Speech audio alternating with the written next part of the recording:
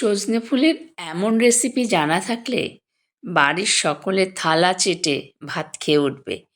নমস্কার, আমি শম্পা। আপনারা দেখছেন শম্পার রান্নাঘর। শম্পার রান্নাঘরে আপনাদের সবাইকে স্বাগত। আমি সজনে ফুল নিয়েছি। এখানে 250 গ্রামের মতন সজনে ফুল আছে। একেবারে টাটকা ফ্রেশ সজনে ফুল। এই সজনে ফুলগুলোকে আমি বেছে নিচ্ছি একটা একটা করে। ওই যে সবুজ সবুজ অংশগুলো, এগুলোকে ফেলে দিতে হবে, আর ফেলে দিতে হবে ডাঁটিগুলোকে। ভালো করে পরিষ্কার করে 2-3 বার জল পাল্টে পাল্টে ধুয়ে নিয়েছি বেছে ভালো করে। এবার কড়ার মধ্যে দিয়ে দিলাম সজনে ফুলগুলো। খুব সহজ পদ্ধতিতে, কিন্তু খেতে লাগবে অসাধারণ। দিয়ে দিলাম একটুখানি হলুদের গুঁড়ো, খুব সামান্য হলুদের গুঁড়ো। এবার জল দিয়ে দিয়েছি একটু। জল দিয়ে আমি একটা ঢাকনা দিয়ে ঢেকে দেব। ঢেকে খানিকক্ষণ আমি এই সজনে ফুল ভাপিয়ে নেব। কারণ সজনে ফুল একটু তেতো লাগে। তাছাড়া বাজার থেকে কিনে নিয়ে আসা অনেক ওষুধ টষুধও দেওয়া থাকতে পারে, সেই কারণে কিন্তু সেদ্ধ করে নেওয়া। একটা ঢাকা দিয়ে দিলাম। আমি নিয়েছি 1 চামচ সর্ষে, 1 চামচ পোস্ত। আমি সাদা সর্ষে নিয়েছি, আপনারা ইচ্ছে করলে কালো সর্ষেও নিতে পারেন। সজনে ফুল দেখুন ভাপানো হয়ে গেছে। এবার আমি এই সজনে ফুলগুলোকে তুলে নেব। জলটা কিন্তু ফেলে দেব, একটু তেতো লাগে বলে। সজনে ফুল জলটা আমি ফেলে দিয়েই রান্না করছি। এত সুস্বাদু হয়, গরম গরম ভাতের সঙ্গে কিন্তু একেবারে জমে যাবে। এতটাই টেস্টি হয় এই সজনে ফুলের রেসিপি। নামিয়ে নিলাম সবগুলো ফুলগুলো, নামিয়ে নিচ্ছি। সেই কড়াইটা ধুয়েই আবার বসিয়ে দিলাম। দিয়ে দিলাম 1 টেবিল চামচ সর্ষের তেল। একেবারে সহজ পদ্ধতিতে ঘরে থাকা উপকরণ দিয়েই কিন্তু এই রান্নাটি। কয়েকটি বড়ি, এখানে 6খানা বড়ি আছে। এই 6খানা বড়ি আমি ভেজে নিচ্ছি। আপনারা আপনাদের ফুলের পরিমাণ বুঝে কিন্তু সব উপকরণগুলো দেবেন, কম বেশি করে নেবেন। তুলে নিলাম বড়িগুলো। এবার দিয়ে দিলাম 2খানা শুকনো লঙ্কা ফোড়নে। শুকনো লঙ্কা, আর দিয়ে দিলাম 1/2 চা চামচ 5 ফোড়ন। আপনারা ইচ্ছে করলে কালো জিরে দিয়েও করতে পারেন। 5 ফোড়নের ফ্লেভারটা আমার ভালো লাগে। এবার দিয়ে দিলাম একটা ছোট ছোট করে কেটে রাখা আলু। আমি কিন্তু 1খানা আলুই এর মধ্যে ব্যবহার করেছি। ছোট্ট ছোট্ট করে কেটে নিয়েছি। আলুগুলো একটু ভালো করে ভেজে নেব। এভাবে একবার সজনে ফুল রান্না করে খেয়ে দেখবেন, অসাধারণ লাগবে। গরম ভাতের সঙ্গে জাস্ট জমে যাবে, এতটাই টেস্টি হয়। আর তাছাড়া সজনে ফুল খাওয়া ভীষণ উপকার। এই সময় সজনে ফুল, সজনে ডাঁটা, সজনে পাতা, এই সময় কেন, সারা বছর পেলে সারা বছরই খাওয়া উচিত। গাঁটের ব্যথা, হাড়ের ব্যথা, প্রচুর পরিমাণে ক্যালসিয়াম, হাড় ক্ষয়ে যাওয়া, সব কিছু থেকেই মুক্তি হয় এই সজনে ফুল, সজনে পাতা, সজনে ডাঁটা থেকে। দিয়ে দিলাম একটু হলুদ গুঁড়ো।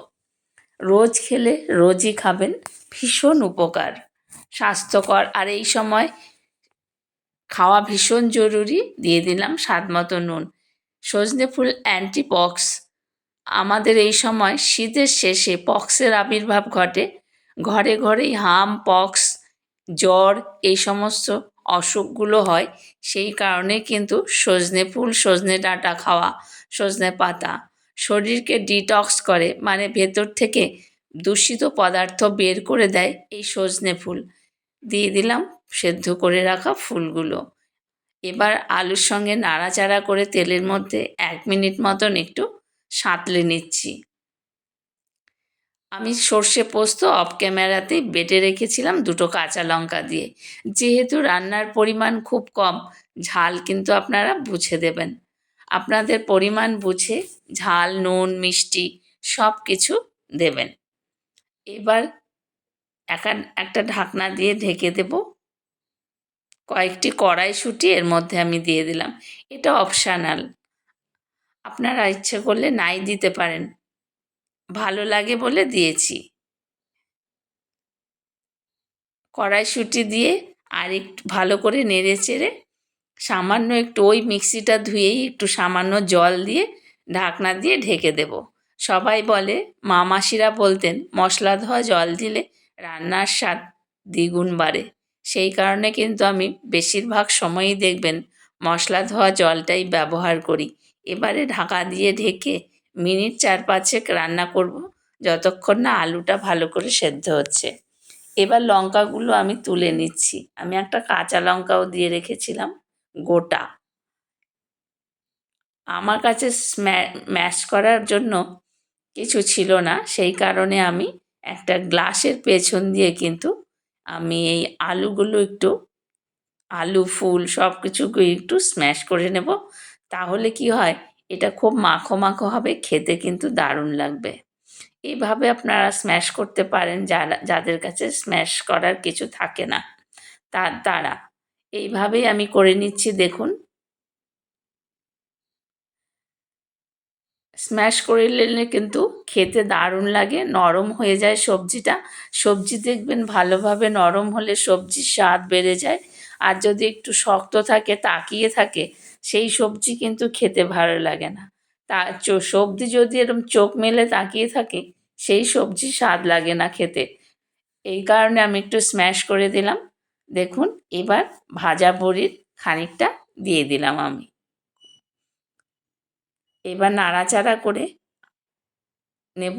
একটুখানি স্বাদ মতো চিনি দিলাম, এটাও অপশানাল। যদি আপনাদের চিনি না দিতে ইচ্ছা করে তাও নাও দিতে পারেন। আমার মানে ভালো লাগে একটু মিষ্টি দিলে এই ধরনের রান্নাগুলো, সেই কারণে আমি সজনে ফুলে একটুখানি চিনি দিলাম। আর একটু তেতো ভাব থাকে, সেটাও কেটে যাবে, কিন্তু তেতো ভাবটাই খেতে ভালো লাগে। সজনে ফুল দেখুন কতটা সুন্দর হয়েছে রান্নাটা, একেবারে হালকা মশলা তেলে দারুণ হয়েছে। রান্না কিন্তু কমপ্লিট হয়ে গেছে। ধোয়া ওঠা গরম ভাতের সাথে প্রথম পাতে দারুণ লাগবে খেতে, মুখে রুচি এনে দেবে, এতটাই টেস্টি হয় এই সজনে ফুলের রেসিপি। এবার আমি একটি সার্ভিং প্লেট নিয়েছি, তার মধ্যে সার্ভ করে দেখাচ্ছি। দেখুন কতটা টেস্টি সুন্দর হয়েছে দেখতে এই সজনে ফুল। আমি স্প্যাচুলা দিয়েই করে নিচ্ছি, কারণ একেবারে ঘরোয়া পদ্ধতিতে রান্না, ঘরোয়া উপকরণ দিয়ে, ঘরে থাকা জিনিস দিয়েই সব কিছু তৈরি। তাই বাড়িতে ঠিক যেভাবে আমরা সব কিছু কাজ করি, আমি কিন্তু সেভাবেই করে নিচ্ছি সব কিছু। এই স্প্যাচুলা দিয়েই নামিয়ে নিচ্ছি সজনে ফুলের চচ্চড়ি। দারুণ লাগে খেতে, একবার বানিয়ে দেখবেন। গরম ভাতের সঙ্গে এর কিন্তু কোনো জুড়ি নেই। কয়েকটি বড়ি, ভাজা বড়ির টুকরো দিয়ে আর একটা কাঁচা লঙ্কা দিয়ে সাজিয়ে দিলাম। রেসিপিটি কেমন লাগলো কমেন্ট করে জানাতে কিন্তু ভুলবেন না। আত্মীয় বন্ধু বান্ধবের মাঝে ভিডিওটি শেয়ার করার অনুরোধ রইল। ভিডিওটি যদি ভালো লাগে অবশ্যই একটি লাইক দিয়ে ভিডিও দেখা শুরু করবেন। আর লাইকের সঙ্গে হাইপ আসে, প্লিজ একটি করে হাইপ দিয়ে দেবেন। আর যারা নতুন বন্ধু তারা প্লিজ একটি সাবস্ক্রাইব করে পাশে থাকা বেল আইকনটি প্রেস করে চ্যানেলটির পাশে থাকবেন, যাতে নিত্য নতুন রেসিপি আপনি পেতে পারেন। শম্পার রান্নাঘর এই চ্যানেলে কিন্তু পারফেক্ট বাঙালি রান্নার রেসিপিগুলো আপনারা পেয়ে যাবেন। সেই কারণে প্লিজ একটি সাবস্ক্রাইব করুন চ্যানেলটিতে, আর পাশে থাকা বেল আইকনটি প্রেস করুন। এই অনুরোধ রইল। আপনারাও বাড়িতে এইভাবে সজনে ফুল রান্না করে খেয়ে দেখুন, দেখবেন প্রত্যেকে থালা চেটে খাবে, সত্যি অপূর্ব লাগবে খেতে। ধন্যবাদ সবাইকে সাথে থাকার জন্য। আপনারা সকলে ভালো থাকবেন। আবার দেখা হবে পরের রেসিপিতে।